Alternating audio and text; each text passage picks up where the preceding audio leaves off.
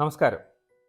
നമ്മുടെ കേരളത്തിലെ വിഴിഞ്ഞം തുറമുഖം ഇതാ മറ്റൊരു നാഴികക്കല്ല് കൂടി പിന്നിട്ടുകൊണ്ട് പുതിയ നേട്ടം കൈവരിച്ചുകൊണ്ട് രാജ്യത്തിൻ്റെ അഭിമാനമായി മുന്നോട്ട് പോയിക്കൊണ്ടിരിക്കുകയാണ്. രാജ്യത്തെ ആദ്യത്തെ ഡീപ്പ് വാട്ടർ പോർട്ട്, അതായത് സ്വാഭാവിക ആഴമുള്ള പോർട്ട്, ലോകത്തിലെ പ്രശസ്ത ഷിപ്പിംഗ് കമ്പനികളുടെ ആകർഷണ കേന്ദ്രമായി മാറിക്കൊണ്ടിരിക്കുകയാണ്. കഴിഞ്ഞ 6 മാസത്തിനുള്ളിൽ, അതായത് ട്രയൽ റൺ നടക്കുന്ന കാലഘട്ടത്തിൽ 180 ദിവസത്തിനുള്ളിൽ ഇവിടെ അടുത്തത് 150 കപ്പലുകൾ. മാത്രവുമല്ല, ലോകത്തിലെ ഏറ്റവും വലിയ കപ്പലുകളായ ULCS, അൾട്രാ ലാർജ് കണ്ടെയ്നർ ഷിപ്പുകൾ, അതുപോലെയുള്ള നിരവധി കപ്പലുകൾ ഇവിടെ അടുത്തു കഴിഞ്ഞു. കൂടാതെ 6 മാസത്തിനുള്ളിൽ കൈകാര്യം ചെയ്തത് 3 ലക്ഷം കണ്ടെയ്നറുകൾ എന്ന ചരിത്ര നേട്ടം. ഇന്റർനാഷണൽ ഷിപ്പിംഗ് ചാനൽ അഥവാ Suez to Singapore or Far East channel എന്നും പറയപ്പെടുന്ന അന്തർദേശീയ കപ്പൽ ചാനലിൽ നിന്നും ഏറ്റവും അടുത്ത് സ്ഥിതി ചെയ്യുന്നതാണ് വിഴിഞ്ഞം പോർട്ട് എന്നുള്ളതാണ് ഏറ്റവും പ്രധാനപ്പെട്ട ഒരു പ്രത്യേകത. സമീപത്തുള്ള കൊളംബോ 51 കിലോമീറ്ററും കൊച്ചി 74 കിലോമീറ്ററും അകലെയാണ് സ്ഥിതി ചെയ്യുന്നത്. ആ ചാനലിൽ നിന്നും ഭീമൻ കപ്പലുകൾക്ക് പോർട്ടിൽ വന്നു പോകാൻ വേണ്ട സമയം വിഴിഞ്ഞമാണെങ്കിൽ ഏകദേശം 24 മണിക്കൂറും, കൊളംബോ ആണെങ്കിൽ 38 മണിക്കൂറും, കൊച്ചി ആണെങ്കിൽ 48 മണിക്കൂറും സമയം വേണ്ടിവരും. അതായത് ഇന്റർനാഷണൽ ഷിപ്പിംഗ് ചാനലിൽ നിന്നും തുറമുഖത്ത് വന്ന് തിരിച്ചു പോകാൻ എടുക്കുന്ന സമയം.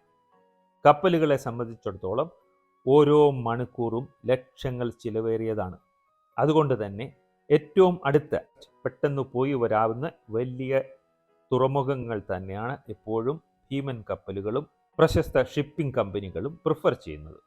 വിഴിഞ്ഞത്ത് വന്നാൽ ഇതിലൂടെ മാത്രം ലക്ഷങ്ങൾ ലാഭിക്കാൻ സാധിക്കും ഷിപ്പിംഗ് കമ്പനികൾക്ക്, കൂടാതെ സമയലാഭവും. മാത്രവുമല്ല, ഡ്രഡ്ജിംഗ് കൂടാതെ തന്നെ 23 മീറ്റർ സ്വാഭാവിക ആഴം നിലനിർത്തുന്നതാണ് വിഴിഞ്ഞം തുറമുഖം. കൊളംബോ ആകട്ടെ ഡ്രഡ്ജിംഗ് ചെയ്തുകൊണ്ട് 18 മീറ്ററും കൊച്ചി ഡ്രഡ്ജിംഗ് ചെയ്തുകൊണ്ട് 14.5 മീറ്ററുമാണ് സാധാരണ മെയിൻറ്റെയിൻ ചെയ്തു പോകുന്ന ആഴം.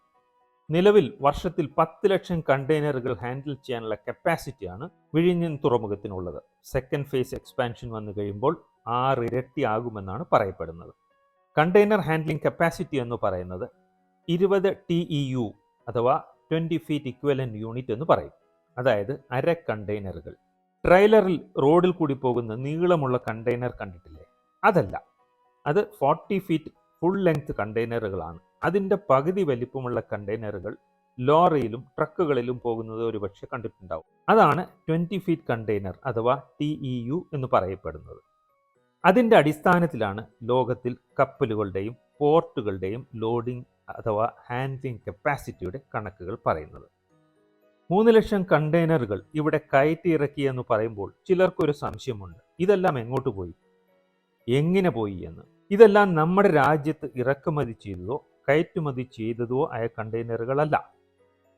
ഏതോ രാജ്യങ്ങളിൽ നിന്നും മറ്റേതോ രാജ്യങ്ങളിലേക്ക് പോകുന്ന ഭീമൻ കപ്പലുകൾ അവ പോകാത്ത രാജ്യങ്ങളിലേക്കുള്ള കണ്ടെയ്നറുകൾ ഇവിടെ ഇറക്കി വയ്ക്കുന്നു.